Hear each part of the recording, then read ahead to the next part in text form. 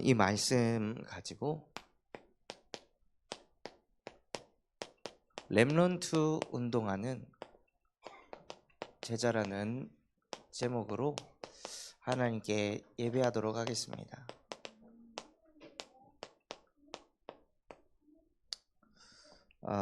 정말 이번 7월달, 8월달은 다른 그 어떤 달보다 렘넌트 운동을 두고 기도해야 하는 달입니다. 그래서 우리 가슴속에 렘넌트가 담겨지고 품어지는 시간이 되시기 바랍니다. 그러기 위해서는 저와 여러분이 무슨 응답을 받으셔야 되냐? 갱신의 응답을 받아야 합니다. 그 갱신을 통해 어느 정도 응답을 받으셔야 되냐면요, 그들이 나의 영광을 뭇 나라에 전파하리요 라고 말씀하셨는데, 뭇 나라에 복음을 전파하는 자들 중에 하나님께서 또 택하신 사람이 있다고 하셨습니다. 그 사람이 제사장이고 그 사람이 레위인입니다. 어느 정도로 예배가 갱신되어야겠습니까? 하나님이 저와 여러분을 보았을 때 이 사람은 레위인이다. 레위인은 뭐 하는 사람입니까? 예배하는 사람입니다. 레위 지파는 예배로 인생을 삽니다. 모든 삶이 예배의 중심이 되어 있습니다. 레위인들은 예배만 하는데 먹고 사는 문제 다 해결되어 왔습니다.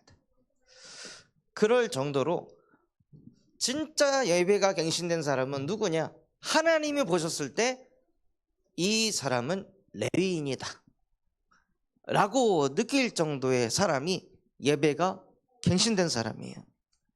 그래서 레위인은 어떤 사람입니까? 예배가 100% 되는 사람. 예배만 드렸다 하면 하나님과 함께가 되는 거예요. 그게 진짜 예배를 바르게 하는 사람입니다. 아무리 영적 상태가 바닥이었어도 예배하는 순간 영이 살아나는 사람. 아무리 불신앙이 가득했다 할지라도 예배 때 주시는 예수 그리스도의 복음으로 나의 불신앙이 위에서부터 아래로 쪼개져 버리는 사람, 그 사람이 진짜 레위인입니다. 그렇게 하나님과 함께하면서 하나님이 주신 말씀이 실제 나에게 적용이 되는 거예요. 말씀 듣고 끝나는 것이 아니라 말씀이 실제 나에게 적용이 되는 거예요. 어제 우리 보리스하고 레티시아를 만나가지고 이제 되도 안 되는 영어 갖고 막 판사도 하고 사역을 하는데, 보리스에게 보리스 너 예배했지? 했다고. 너 무슨 말씀을 받았어? 하니까 포럼을 하는 거예요. 그래도 좀 성장해가지고 이번에 목사님께서 안 좋은 일이 생겼을 때 안 좋은 일로만 받아들이지 말고 그 속에 하나님의 뜻과 계획을 있음을 알고 하나님께 나아가 봐라. 그러면 안 좋은 일이 좋은 일이 되게 할 것이다. 이런 말씀을 자기가 들었다고. 그래, 그거는 네가 나한테 토크하는 거고 그거는 너 거 아니잖아. 그거 너희 교회 목사님 얘기를 나한테 해준 거잖아. 그게 지금 주일, 월요일, 화요일까지 오면서 너한테 어떻게 적용이 됐어? 아무 말을 못해. 너 예배 실패한 거야. 너 나한테 예배 브리핑 하려고 이 자리에 앉아있니? 그거 하려고 예배하는 거 아니잖아. 말씀을 왜 들어? 들은 말씀에 순종하려고 듣는 거지. 이 말씀 들었어, 남한테 뭐 알려주고 나 예배했다고, 나 이런 거 들었다고 말하려고 하는 게 아니잖아. 적용이 돼야 진짜 그게 예배를 한 거지. 그런데 사단은 예배도 하게 하고 말씀도 듣게 하는데 뭘 못하게 하냐? 적용하려면 뭘 해야 하냐면 요 사이에 각인이 돼야 되는데 각인을 못하게 한다. 혼자 있는 시간에 받았던 말씀을 다시 읽고 쓰고 묵상하고 또 들으면서 나의 영혼 무의식 잠재의식 속에 완전히 각인시켜버려가지고 안 좋은 일이 생기면 그래 하나님의 뜻이 뭐지? 바로 이게 턴이 돼야 되는데 그게 안 된다 지금. 축구 선수에게 패스를 줬는데 패스를 왔을 때 그냥 바로 그냥 받을 수 있어야 되는데 이 공을 어떻게 받아야 되지? 이러고 있는 것과 지금 똑같은 거다. 그만큼 영적인 훈련이 하나도 없다는 거다. 그래서 이 각인을 해야 되는데 혼자 있을 때 하와도 아담도 사단의 역사를 막지 못했고, 그래서 혼자 있을 때 이 복음의 말씀을 각인시키지 못하는 뱀의 머리를 아무도 이길 수 없기 때문에 하나님께서 창세기 3장 15절 여자의 후손을 보내셔서 혼자 있을 때 하나님과 함께하지 못하게 하는 그 흑암을 박살내셨다. 그래서 너에게 복음이 필요하다는 거다. 예배를 드려도 예배하고 아무 상관없는 삶을 쳐다볼 수밖에 없는 나, 그런 영적 상태를 바꿀 수 없는 나, 그런데 그런 나를 유일하게 살리실 수 있고 치유하실 수 있는 이가 예수 그리스도. 그 예수 그리스도의 복음이 우리 속에 자꾸 선포되고 고백돼서 누려질 때요, 각인하는 시간을 갖게 하시고 말씀이 나에게 적용되게 하십니다. 이게 되어지면 삶이 100% 뭐가 될까요? 삶이 100% 치유되게 되어 있습니다. 예배 때 주신 말씀을 나 물질 성공 중심 속에 찔러 넣어가지고 그걸 자꾸 쪼개버리니까 삶이 100% 치유될 수밖에 없습니다. 예배를 드리고 있는데 치유가 안 된다? 예배 안 드리고 있는 겁니다. 나는 주일 수요 예배, 금요 예배, 새벽 예배 말씀도 듣는데 왜 변화가 안 되지? 예배를 안 하고 있는 것입니다. 행위를 말하는 게 아닙니다. 진짜 예배가 살아 역사에서 나의 생각, 나의 가치관, 기준들, 잘못된 습관들, 말씀이 찔러 역사하면 우리의 마음과 생각과 뜻을 판단한다고 하셨어요. 그러니 예배가 100% 되면은요, 삶이 100% 치유될 수밖에 없습니다. 그리고 그 삶이 치유가 되니까요, 미래가 100% 변화될 수밖에 없습니다. 미래에 대해 염려 걱정할 시간에 무엇을 걱정하셔야 되냐? 예배를 걱정하셔야 되는 거예요. 난 왜 예배가 안 될까? 분명히 말씀 듣는 자리에 있는데 왜 이게 나에게 살아 역사하지 못할까? 진짜 내가 치유받아야 되고 응답받아야 될 게 무엇일까?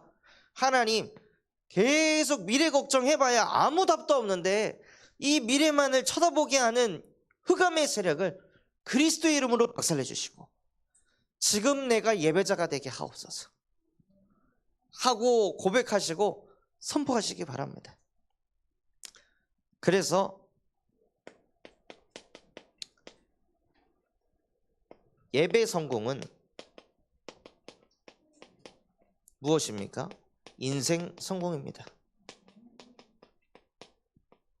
인생이 안 되는 흐름으로 가고 있다면 반드시 예배도 안 되는 흐름으로 가고 있습니다. 인생이 되어지는 흐름으로 가고 있다면 나의 예배가 살아나는 흐름으로 가고 있을 것입니다. 그래서 정말 우리 모든 성도분들이 예배가 갱신되는 그 응답을 누리시기 바랍니다. 이번 주에 하나님께서 나의 영광을 나라에 전파하리요 하고 우리를 축복해 주셨습니다. 저와 여러분이 나의 영광이 아닌 하나님의 영광을 문 나라에 237가 5천 종족에게 전파할 이 땅의 남은 자로 복의 근원으로 축복받은 사람들입니다. 그래서 이 응답 받기 위해서 하나님께서는 껍데기의 예배가 아닌 진짜 예배 갱신의 응답을 받으라고 하십니다. 예배를 통해 근본을 회복해서 나와 하나님과의 관계를 회복하는 거예요. 진짜 관계가 회복되면, 부모와 자녀와 관계가 회복되면 어떻게 됩니까? 부모가 자녀의 말에 귀를 기울입니다. 자녀가 부모의 말에 순종합니다. 그리고 부모는 무엇합니까? 자녀가 구하지 않아도 자녀를 위해 뭘 해줄까? 준비합니다. 그냥 관계만 회복이 돼도 많은 부분의 변화가 일어나는 거예요. 저와 여러분과의 영적인 상태가, 하나님과의 관계가 회복이 되면 하나님의 말씀이 내 안에 남습니다. 그래서 자꾸 그 말씀이 남아서 그 말씀 따라 가게 되는 거예요. 그 말씀을 순종하려고 나도 모르게 생각이 움직여지는 거예요. 그래서 그 관계 속에서 무엇을 누리냐? 말씀을 내 안에 또 새기고 또 새기고 또 새겨서 그 말씀을 따라가고 있을 때 하나님께서는 축복 또한도 회복시켜 가십니다. 이번에 익선에서 사역을 하는데 우리 유재 집사님께서 계속 하나님과의 관계를 회복하는 사모를 속으로 들어가 있으니까 그 노인 일자리에서 작년에 이렇게 떨어지셨거든요. 그런데 사모를 하고 있는데 갑자기 그 노인 일자리가 되어져 버린 거예요. 그리고 생각지도 못하게 그 노인연금이 뭐 추가적으로 이렇게 또 나오게 되고,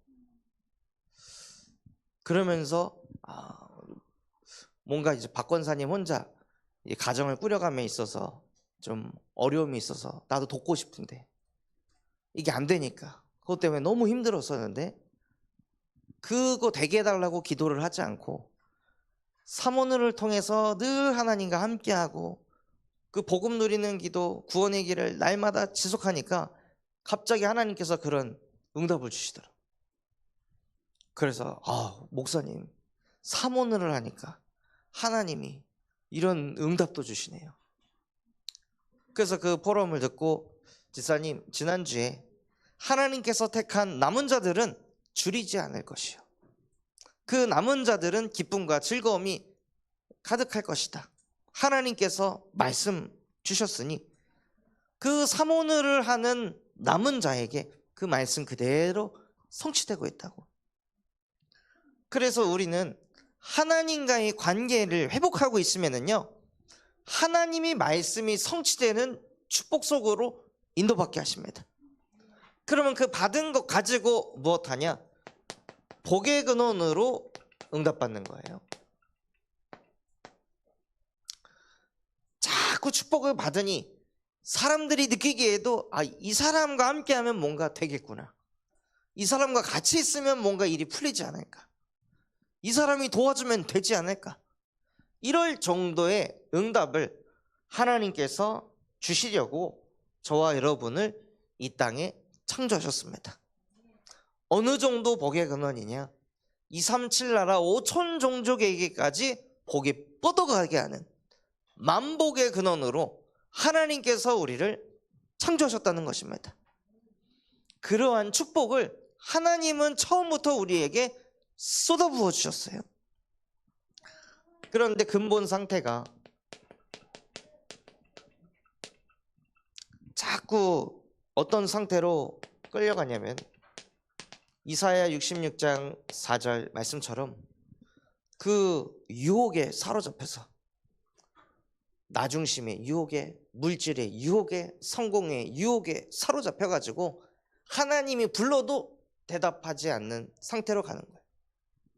하나님이 야, 너 갱신해, 그렇게 가면 안 돼, 예배 갱신해야 돼, 기도를 갱신하고 인생을 갱신해야 돼 하고 하나님께서 자꾸 우리에게 말씀을 주시고 부르시는데 안 듣는다는 거예요. 안 듣고 오히려 죄악의 길로 끌려간다고 되어 있습니다.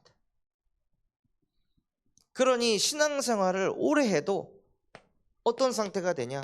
에베소서 4장 14절, 어린아이와 같은 상태 속으로 가는 겁니다. 어린아이는 분위기에 끌려갑니다. 어린아이는 상황과 현실을 정복할 수가 없습니다. 그 상황과 현실에 그대로 끌려다니는 게 어린아이입니다. 유아인 아이들이 집안에 있는, 가문에 있는 영적 문제 무슨 수로 이겨낼 수 있겠습니까? 청년쯤 되면은 이겨낼 수 있는데요, 유아인 아이들은 못 이겨내요. 그냥 그 가정, 가문의 분위기에 끌려갈 수밖에 없습니다. 그래서 아이들의 문제는 아이들의 문제가 아닌 어른이 갱신해야 될 문제예요. 그것처럼 아이가 되면요, 그냥 사람이 말하는 거, 주변에 유혹되는 거, 이렇게 하면 잘 된대, 저렇게 하면 좋대, 그런 세상의 조언과 충고에 등 떠밀려가지고 계속 끌려다닌다는 거예요. 그러니 근본에 뭐가 없을까요? 기준이라는 게 없습니다. 기준이 없는 사람은 자꾸 흔들립니다. 우리의 기준은 하나님과 함께하는 것입니다. 우리의 기준은 예수가 그리스도라는 것입니다. 우리의 기준은 이미 십자가에서 나의 근본의 문제가, 내 자녀의 근본의 문제가, 우리 가정 가문의 근본의 문제가 2000년 전에 십자가에서 다 끝났다는 것입니다. 이것이 실제 믿어지고 누려지는 게 기준이 세워진 사람이에요. 그것을 위해서 하나님께서는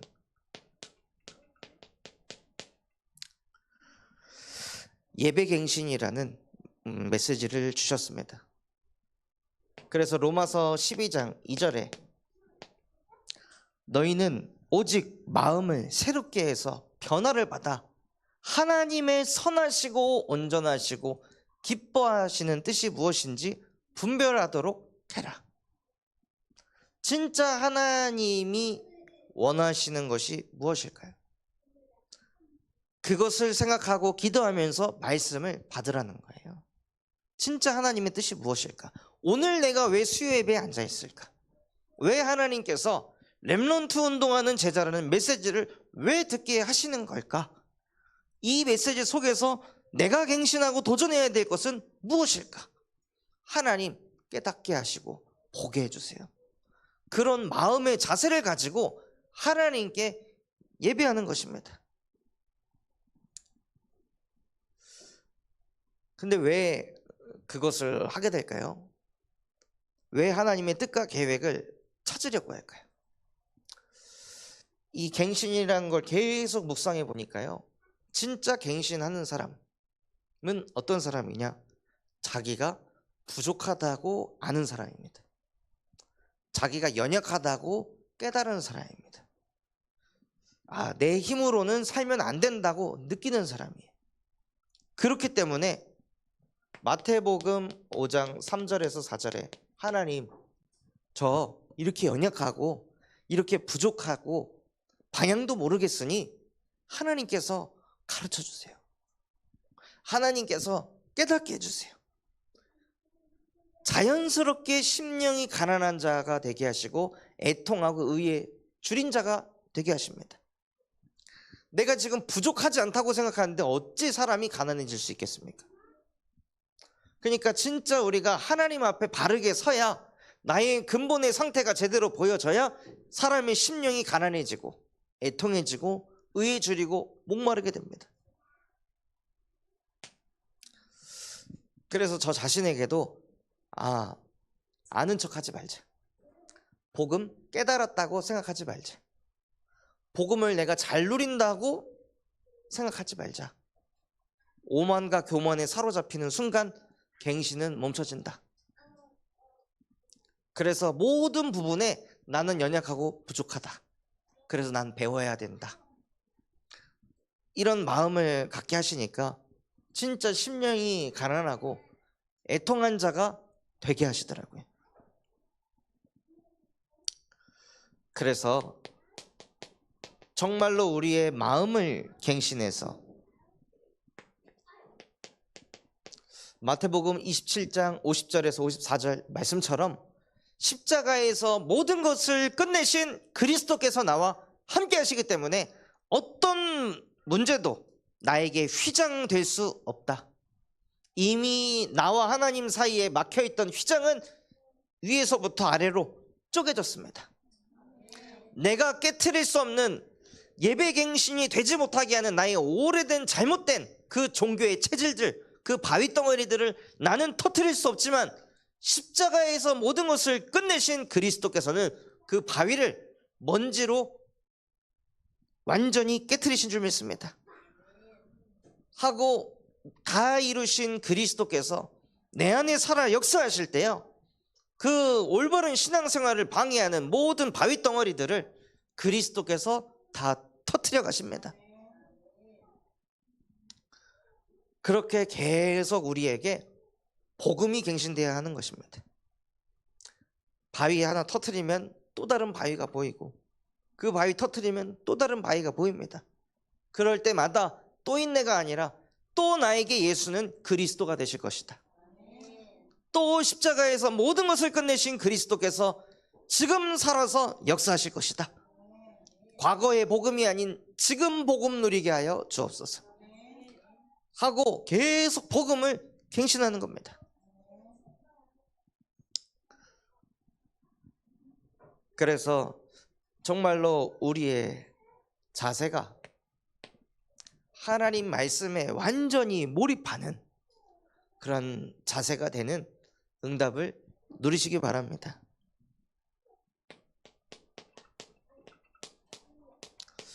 그래서 우리의 예배가 갱신이 되면은요, 하나님께서 인생이 갱신되게 하십니다.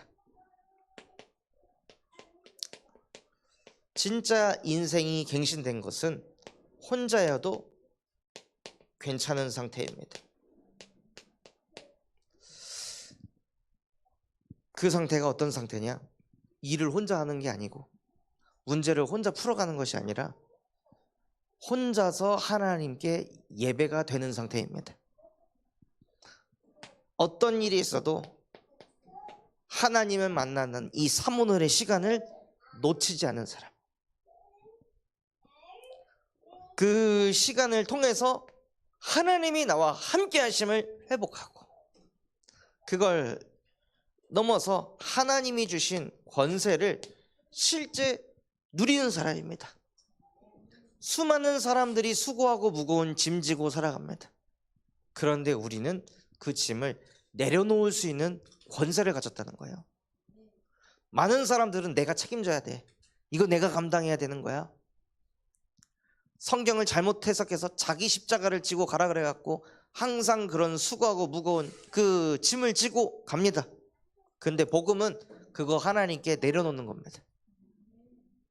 내가 짊어지고 내가 풀어가는 것이 아니라 하나님, 이거 하나님이 푸셔야 됩니다. 하나님께서 이 모든 문제의 주인이 되어 주시옵소서. 나는 방관자가 되겠습니다. 하나님이 하시는 거 보는 사람이 되겠습니다. 하고 내려놓는 권세를 누리시기 바랍니다. 또 하나님께서 우리에게 하늘과 땅의 모든 권세를 가지신 그리스도께서 함께하는 권세를 주셨습니다. 그래서 혼자인 것처럼 보이지만 눈에 보이지 않게 성삼위 하나님께서 나와 항상 함께 하신다. 혼자 일하는 게 아니다. 성삼위 하나님과 함께 하는 것이다.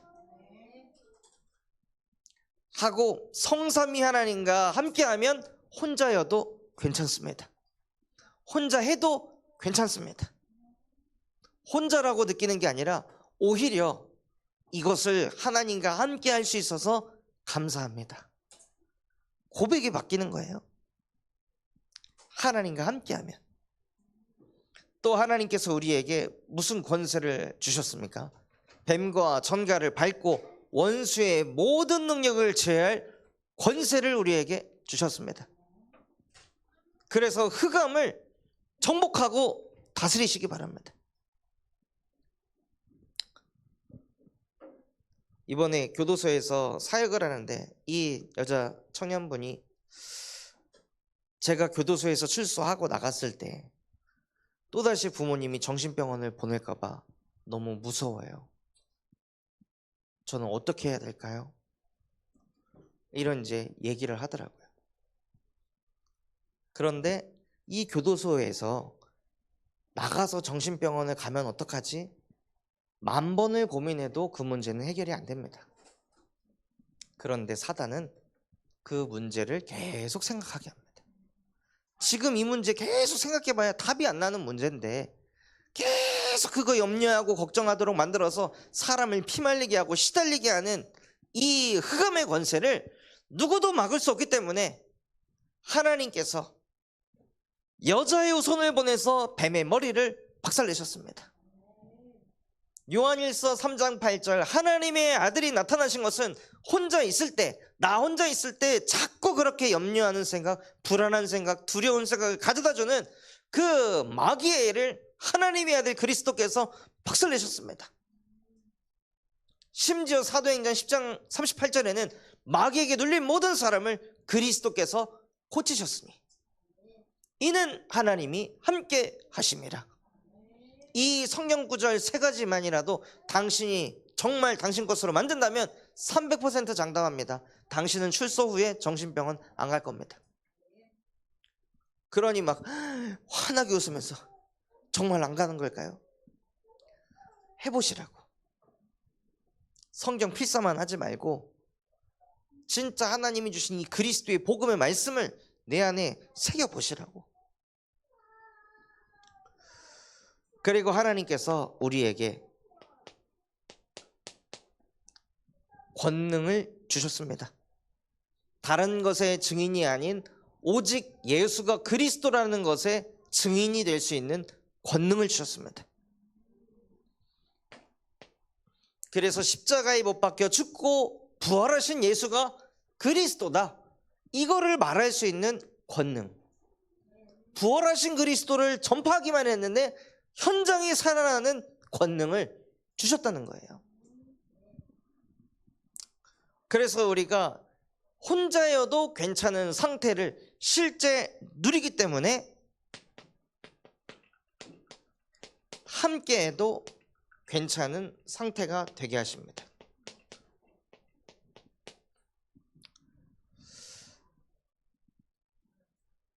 진짜 혼자 있을 때 복음으로 살아나잖아요.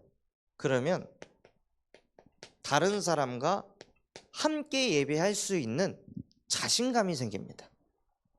저 사람 나랑 함께 예배하면 살아, 이게 생기는 거예요. 제가 현장을 갈 때 그냥 가겠습니까? 현장을 갈 때 뭐 교도소를 가고 뭐 아동센터를 가고 저기 산업 현장을 가고 병원을 가고 모르는 처음 보는 사람 만나서 복음 전하고 할 때 무슨 마음이 제게 세팅이 돼 있을까요? 나를 살린 복음, 이 사람 들으면 산다. 내가 예배하면서 이 말씀 듣고 살아났으니 저 사람도 이 말씀 들으면 살아나게 돼 있다. 인간은 똑같은 하나님의 형상을 가졌으니까, 인간은 모두 다 똑같이 근본 문제를 가졌으니까 그 답은 나를 살리신 예수 그리스도의 복음이니까. 그래서 내가 혼자 그 복음으로 살아나면 함께 예배할 수 있는 힘이 생긴다는 겁니다. 그래서 진짜 나 한 사람 살아나는 것으로 끝나는 것이 아니라요, 내가 정말 살아났다면 뭐가 와야 되냐? 누구랑 함께 예배해야겠다, 이 사람을 예배 자리로 초청해야겠다, 아니면 내가 그 현장에 가서 예배를 드려야겠다, 이런 마음을 하나님께서 주십니다. 그게 진짜 인생이 갱신이 된 사람이에요. 그래서 인생 갱신은 기도가 갱신이 된 사람입니다.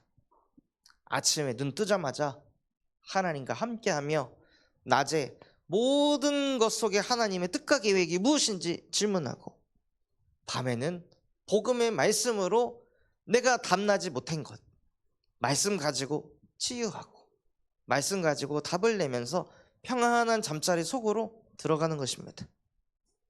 그렇게 해서 기도가 24가 되는 상태가 인생이 갱신된 사람이에요. 그리고 그 속에서 전도의 축복을 누리시는 겁니다. 진짜 전도 운동을 일으키려면요, 나의 업을 300% 만들어야 됩니다. 내가 내일도 하나 못하면서 누구를 살립니까? 나에게 맡겨진 현장도 제대로 못 품으면서 또 뭘 할 수 있겠습니까?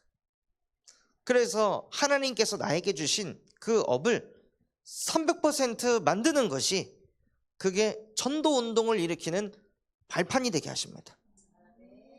그래서 하나님, 내가 한 명의 렘넌트를 사역한다 할지라도 깊이가 있게 하옵소서. 얕은 렘넌트 사역은 다 합니다. 깊은 사역을 해야 됩니다. 겉만 번지르르하게 페인트 칠한다고 그게 좋은 것이 되는 것이 아니라, 그 속을 진짜 견고한 망대로 딱 세워줘야 그게 올바른 사역이잖아요.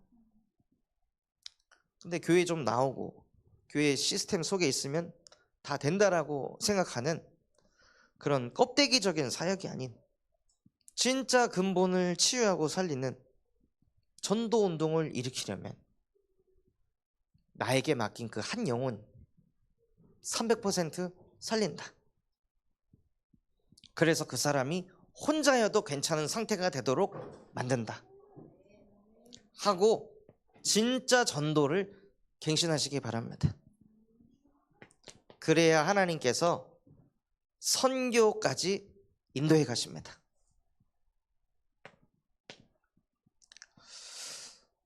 그래서 이번 주에 하나님이 나의 영광을 문 나라에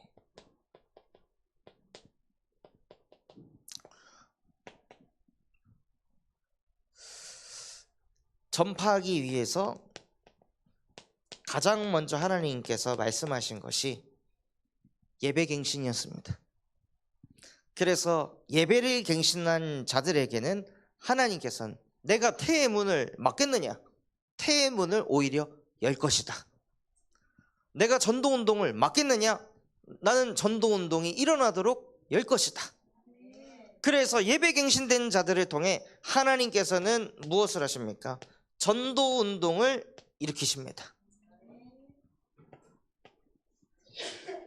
그래서 한 중직자분은 이번에 전파라는 단어를 붙여봤는데, 현장에서 상담을 하다가 그 상담하는 그 청소년에게 복음을 전파하게 됐다고 포럼을 하시더라고요.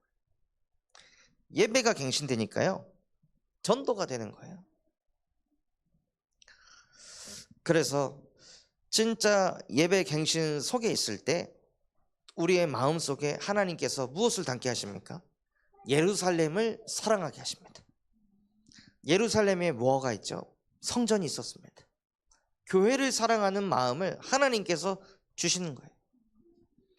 교회를 사랑했는데 하나님은 네가 위로를 받게 될 것이고, 또 너를 통해 다른 사람이 위로를 받게 될 것이다. 그러면서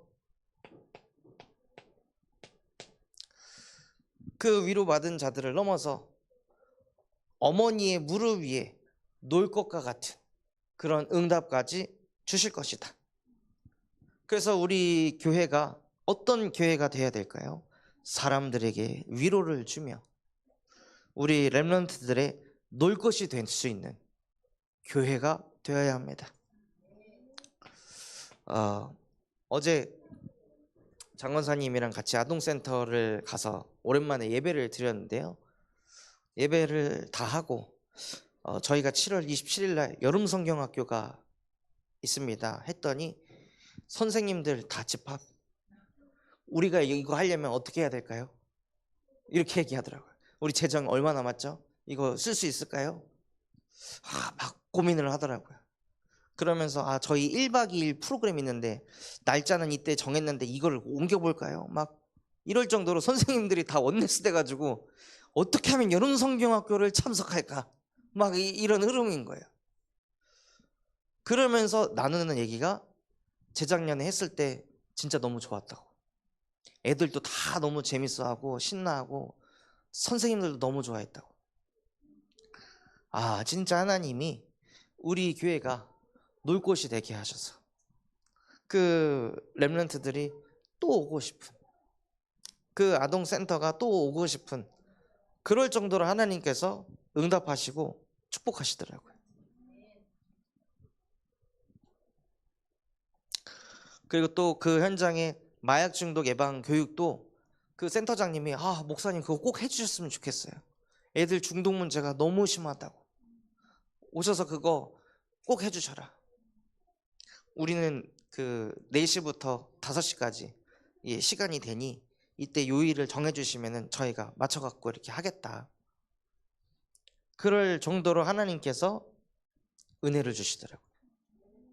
우리가 현장에서 이 교회 안에서 예배갱신하고 있는데요, 하나님은 현장에 이렇게 살아 역사하시는 거예요. 그래서 하나님은 우리를 문 나라에 하나님의 영광을 나타낼 자로, 그리고 여호와의 제사장이요 예배로 사는 레위인으로 부르셨습니다. 그래서 그 축복받은 사람들에게 영원히 너희의 이름이 지워지지 않을 것이다 하고 하나님께서는 우리를 영원한 하나님의 나라로 인도해 가십니다.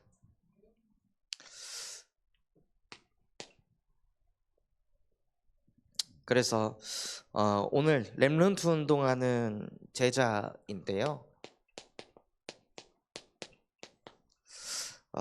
정말 우리가 렘넌트 사역의 갱신의 응답을 받아야 합니다.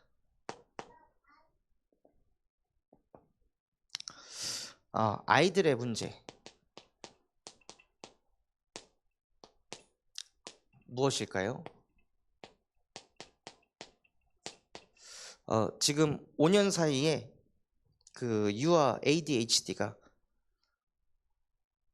3배가 증가했습니다. 주의력 결핍 장애를 가진 아이들이 계속 늘어나고 있어요. 그래서 아이들이 뭐가 없어지냐? 주의력이 사라져요. 뭔가에 집중을 못하고, 주의를 못하고, 배려를 못하고, 기다리질 못하고, 참질 못하는 그런 상태로 아이들이 자라는 거예요. 막 이것 조금 했다가 저것 조금 했다가 요거 했다가 요거 했다가 요거 했다가 막 애들이 이래요.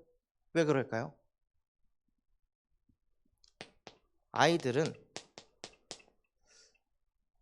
주의력 결핍이 아니라 아이들은 관심을 받고 싶은 거예요. 요걸 해도 안 쳐다보고, 저걸 해도 안 쳐다보고, 요거를 해도 안 쳐다보고, 이 말을 해도 안 쳐다보고, 저 말을 해도 안 쳐다보고, 어떻게든 그 부모의 관심, 부모의 사랑, 부모의 인정을 받으려고 아이들이 사실은 몸부림을 치고 있는 겁니다.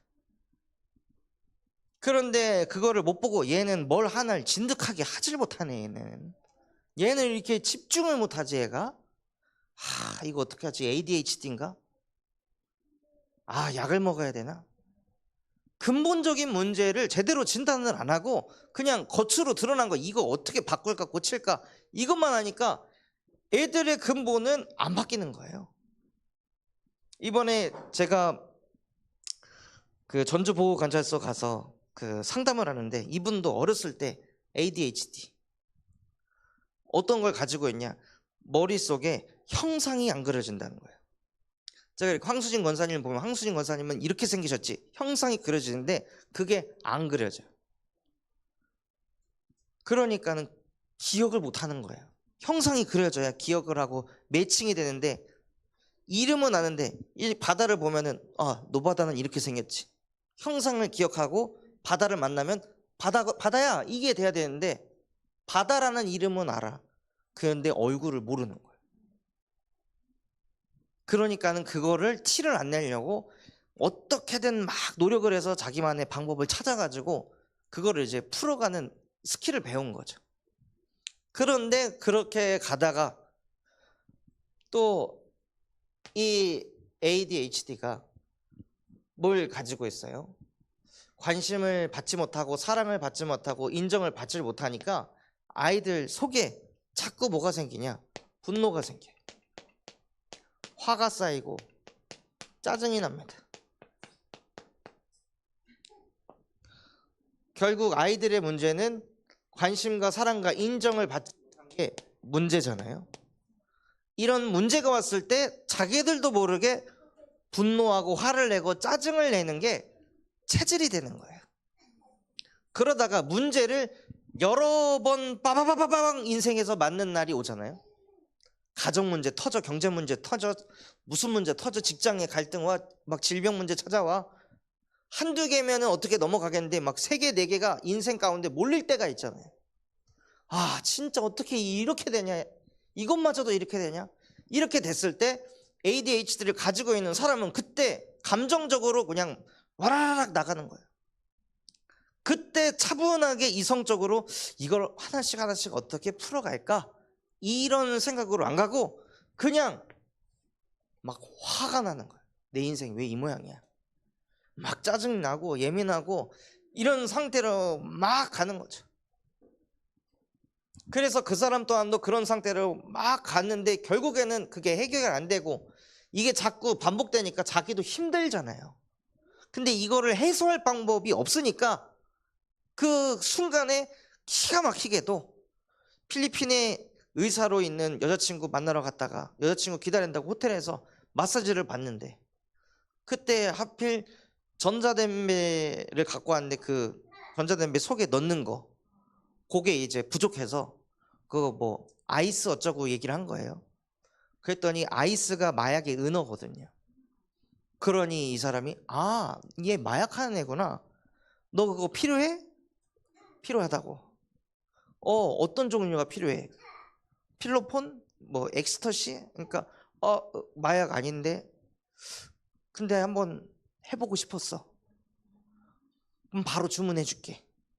그래서 마사지사가 딱 주문하니까 호텔 그 숙소 앞에 크리스마스 선물이 딱 온 거예요. 박스로. 그리고 막 뜯어보니까 그 안에 이제 필로폰이랑 엑스터시가 배달이 온 거죠. 그래서 마사지사가 그 필로폰을 가지고 그 라이터로 지져서 연기로 태워갖고 흡입하도록 거기에서 이게 탁 각인이 돼가지고 그 다음에 또 한 50만 원어치 또 마약 숙소에서 구매하고. 근데 이 사람이 뭔가 하는 게 조금 어색해가지고 제대로 못 느꼈단 말이에요. 그래서 필리핀에서 부산공항으로 딱 도착했는데 도착해서 구글에서 찾아봤대요. 한번 나올까? 하고 쳤는데 나와서 텔레그램에 들어가가지고 저 이거 사고 싶습니다 했더니 얼마 입금하면 마약 있는 장소 알려줄게요. 100만 원을 입금했어요. 그랬더니 그 부산공항에서 어디 떨어진 논밭의 위치를 알려준 거예요. 가면서도 에이 거짓말이겠지 하고 그 논밭에 가서 그 전봇대 어디를 탁 만져보니까 마약이 있는 거예요. 그리고 또 이제 마약을 하게 되고 그걸 계속 하다가 사람이 자꾸 분노하고 짜증내고 화내고 시달리면 어떻게 될까요? 분명히 공황장애가 오게 돼 있습니다. 그래서 그 사람 또한도 마약을 하다가 공황장애가 와가지고 자기가 119에 신고해서 그 구급대원들이 왔을 때 왜 그러냐 왜 이렇게 됐냐 해서 사실은 내가 마약을 했다 하고 자수를 해서 3개월 이제 전두교수소에 있다가 이제 퇴소한 지 2달 됐더라고요. 돈도 잘 벌어요. 대형 화물차 끌고 다니면서 여기에서 컨테이너 실어가지고 부산항에다가 이제 납품하고 돌아오는. 그러니까 한 달에 500 이상씩 이렇게 벌 정도로 겉으로 봤을 때는 전혀 문제가 없는데요. 어렸을 때부터 아무도 모르는 이 ADHD의 문제, 관심과 사랑과 인정을 받지 못해가지고 그게 쌓여서 커서 그게 어느 날 터져버리는 거예요. 그러니 관심과 사랑과 인정을 못 받은 게 쌓이니까 그 사람이 했던 얘기가 무엇이냐면 필리핀에 있는 그 여자친구와의 관계 속에서 계속 갈등이 오니까 자기가 너무 힘들어가지고, 그래서 그때 감정을 조절하지 못했었다. 하나님의 관심, 하나님의 사랑, 하나님의 인정을 받아야 될 하나님의 형상대로 창조된 영적인 존재인 아이들이 이 예수 그리스도의 복음의 사랑과 관심과 인정을 못 받으니까요, 이런 이상한 문제들이 계속 올 수밖에 없는 거예요. 그런데 이 문제를 제대로 진단하지 않고 드러난 거 가지고 이 공황장애 문제, 분노 조절, 뭐 ADHD 약을 가지고 하니까 애들이 이상해지는 거죠.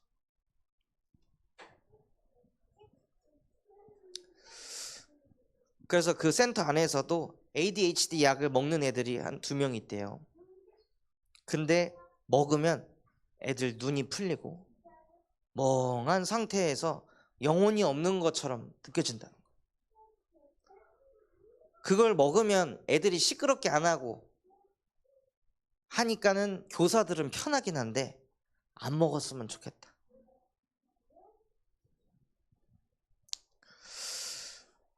그래서 진짜 렘넌트 사역자라면요, 아이들을 이해해야 합니다. 얘가 왜 이럴 수밖에 없을까? 왜 자꾸 이런 증상이 나타나는 걸까? 하지마만 하는 것이 아니라 나를 돌아봐야 되는 거예요. 또 그 가정을 깊이 봐야 되는 거예요. 그 ADHD를 가지고 있는 그 가정들에게는 다 문제가 있더라고요.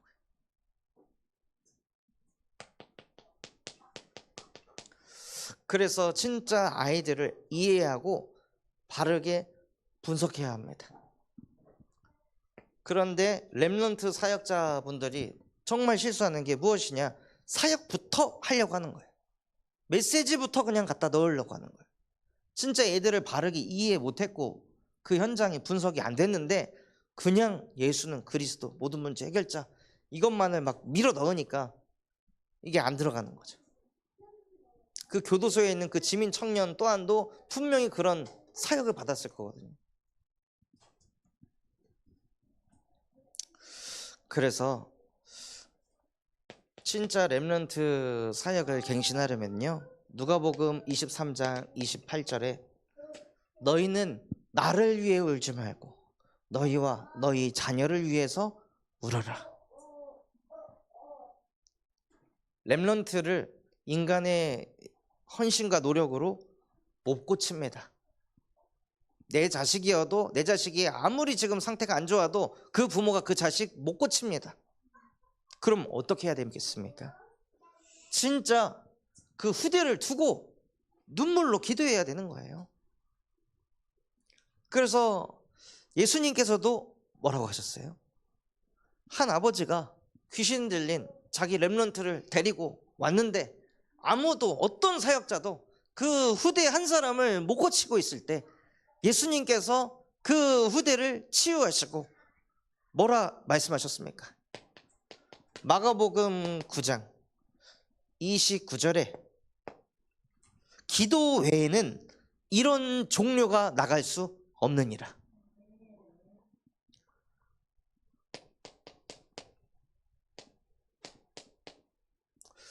진짜 그 후대를 위한 눈물의 기도가 없이는 렘넌트 사역 할 수 없다는 겁니다. 눈물의 기도 없이는 렘넌트 사역을 한다고 생각해서도 안 되는 것입니다. 렘넌트에 대한 눈물이 없고 가슴이 없는데 그 렘넌트가 어찌 렘넌트가 될 수 있겠습니까? 한나가 사무엘 교회에 보내놓고 눈물의 기도를 안 했겠습니까? 얼마나 눈물의 기도를 했겠습니까? 정작 사무엘을 만났을 때 눈물 콧물 짜진 않았겠죠, 한나가. 그러나 그 사무엘과 떨어져 있는 364일은 하나님께 계속 눈물의 기도를 쏟아부었을 겁니다.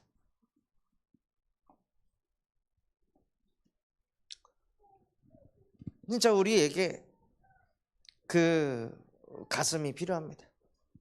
렘넌트를 향한 그 마음의 자세가 회복되시길 바랍니다.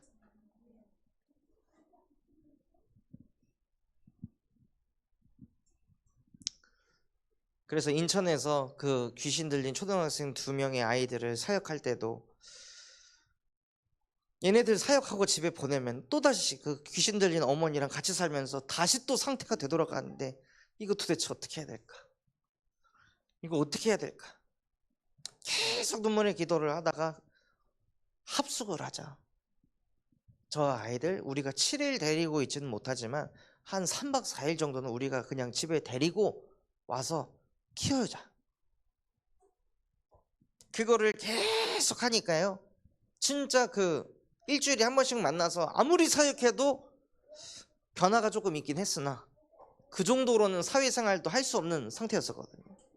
근데 계속 그 속에 있으니 하나님께서 그 아이들을 치유해 가시고 또 아이들이 3박 4일 동안 변화돼 가지고 딱 집에 오니까 그 부모가 아, 복음의 능력이 이렇게 대단하구나. 이거를 느끼니 그 부모 사역할 때도 메시지가 그냥 갖다 꽂히는 거예요. 그래서 렘넌트 사역을 바르게 하면 그 가정에 문이 열립니다.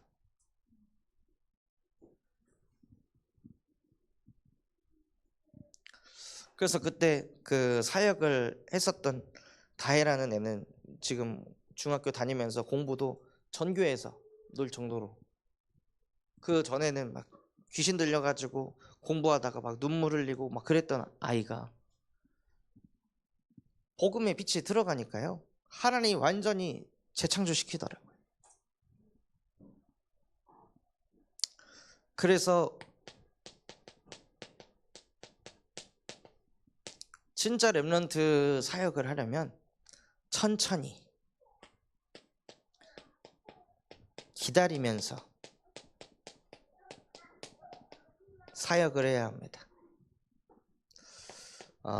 고린도전서 13장 말씀처럼 진짜 렘넌트를 사랑한다면 사랑은 오래 참고 온유하며 무례히 행하지 않습니다. 내가 너한테 어떻게 했는데가 아니라 이래도 저래도 기다려주고 품어주는 그런 렘넌트 사역자가 되시기 바랍니다. 오늘 읽었던 본문 말씀을 보면은요, 저는 바나바 같은 사람이 되고 싶더라고요. 사울과 같은 사람 말고. 사울은 누굴 데리고 사역했습니까? 딱 갖춰진 사람들. 쟤는 완전히 딱 준비됐구나. 그래, 너 같이 전도운동 하자. 이런 사람들을 데리고 사역을 해서 바울은 사역이 잘 됐습니다. 그러니까 사역이 될 수밖에 없는 사람들만 데리고 사역을 했기 때문에 바울의 사역은 잘 되었습니다. 저는 그런 사람보다는 바나바 같은 사역자가 되고 싶더라고요.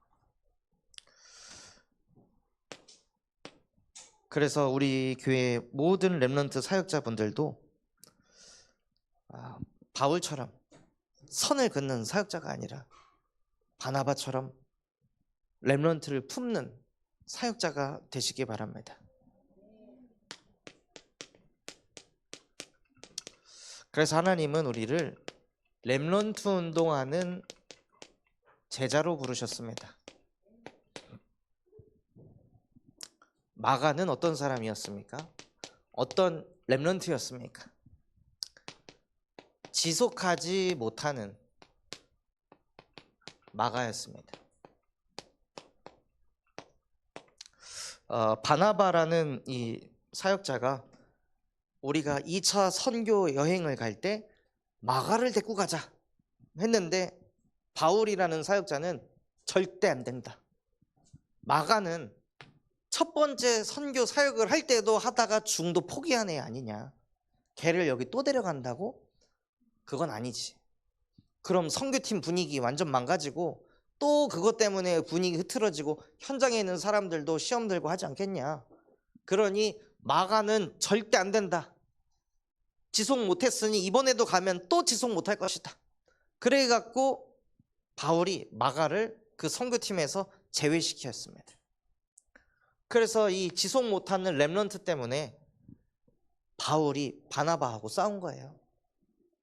자기를 사도 바울이 될 수 있도록 키웠던 스승 바나바하고 갈등이 일어난 겁니다.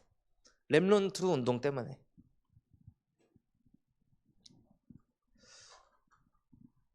우리 또한도 지속하지 못하는 렘넌트 있습니다.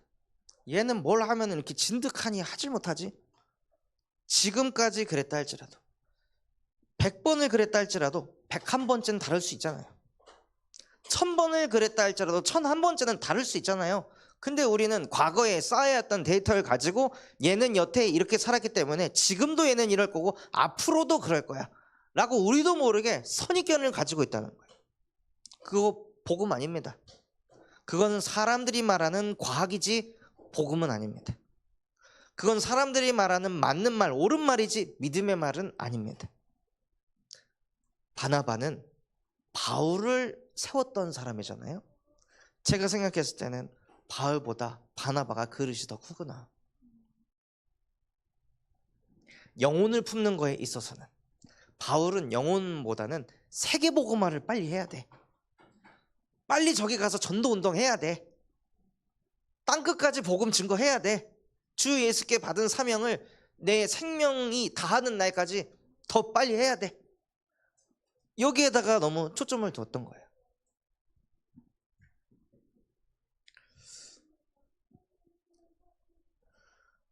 그래서 바울은요,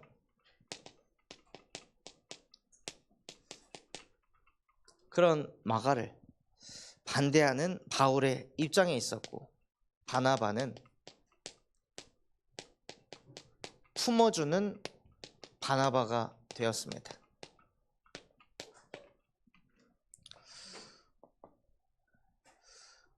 여기에서도 정말 충격적인 것은 바나바가 지속하지 못하는 마가를 선택했다는 거예요. 전도운동을 그렇게 잘하는 바울을 선택한 것이 아니라 가기만 하면 생명운동이 일어나고 교회가 세워지고 중직자가 세워지고 렘넌트 운동이 일어나도록 만드는 바울을 바나바가 선택한 것이 아니라 마가를 선택했다는 거예요. 그랬더니 무슨 일이 일어나냐면요, 바울이 옥에 갇혀 있을 때 디모데에게 편지를 보냅니다.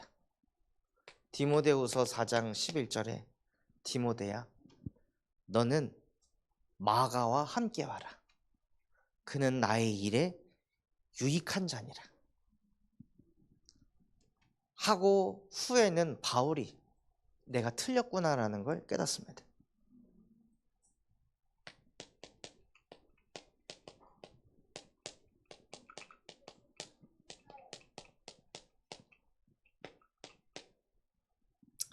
혹시 우리의 마음속에 저 렘넌트는 안 되겠다 하는 렘넌트가 있습니까?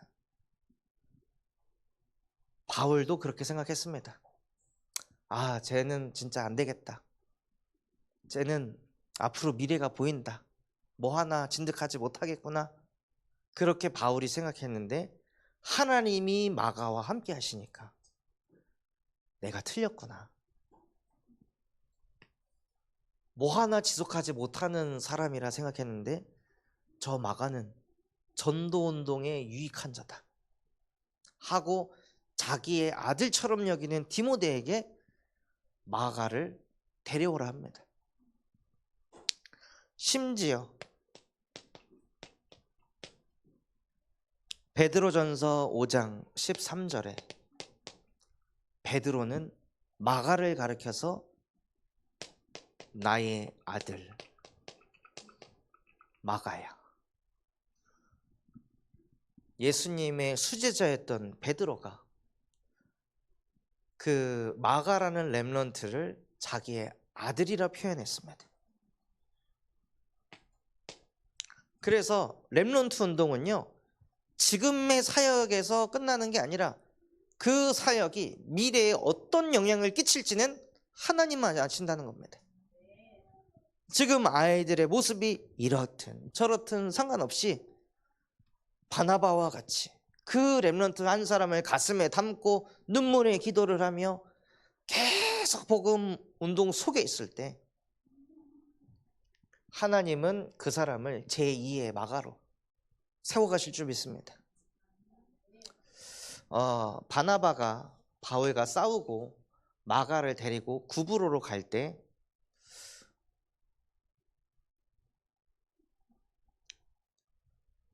얼마나 많이 울었겠습니까?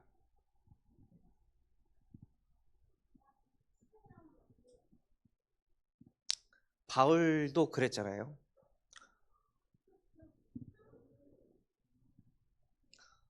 바울도 바나바 말고는 아무도 사도시키면 안 된다.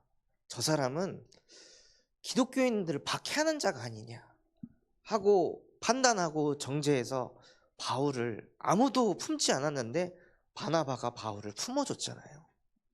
그래서 바울이 사도 바울이 될 수 있었는데, 바울이 그런 행동을 하고 모습을 볼 때 바나바는 얼마나 눈물을 흘렸을까요? 얼마나 가슴이 아팠을까요? 그러면서 바나바가 바울을 세웠던 영적인 시스템이 있고 그릇이 있었기 때문에 저는 바나바가 마가는 하나님이 쓰시는 렘넌트가 될 것이라는 확신을 가졌다고 봅니다. 그래서 마가가 사람에게만 인정받은 게 아니었습니다. 최초의 사복음서의 저자가 있습니다. 마태, 마가, 누가, 요한 복음인데요. 19세기경부터 신학자들이 계속 연구한 결과 마태복음이 먼저가 아니라 마가복음이 먼저다. 그래서 지금 시대에서는 마가복음이 최초의 사복음서로 일컬어집니다. 지속하지도 못한 그 마가가 마가복음을 쓴 저자가 됐습니다. 모든 성경은 하나님의 감동으로 됐다고 했잖아요. 마가라는 그 렘넌트가 하나님의 감동을 받은, 완전히 예배 100%가 된 그런 영적 서밋이 돼서 성경을 기록한 저자가 됐다는 거예요. 바나바라는 사역자가 그때 바울처럼 맞아, 쟤는 안 돼 했으면 마가복음은 없습니다. 마가복음에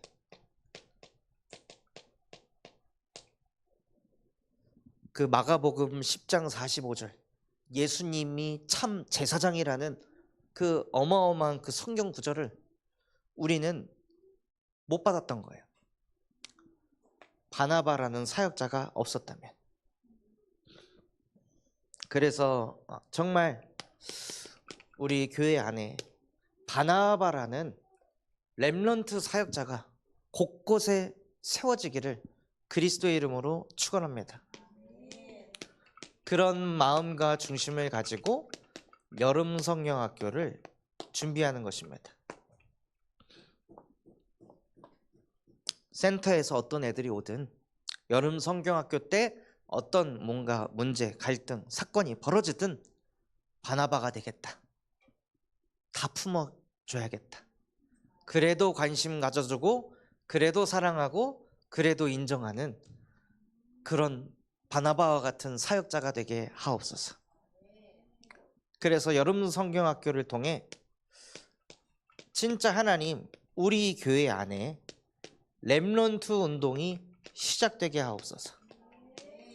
아직 저희는 렘넌트 운동을 시작하지도 않았습니다. 정말로 여름 성경학교를 통해 교회에 전환점이 일어나서 렘넌트 운동이 시작되게 하옵소서. 그래서 내가 먼저 어떤 렘넌트라도 품어줄 수 있는 바나바와 같은 영적 상태 되도록 예배갱신되게 하옵소서. 그 응답을 누리시기를 예수 그리스도 이름으로 축원합니다.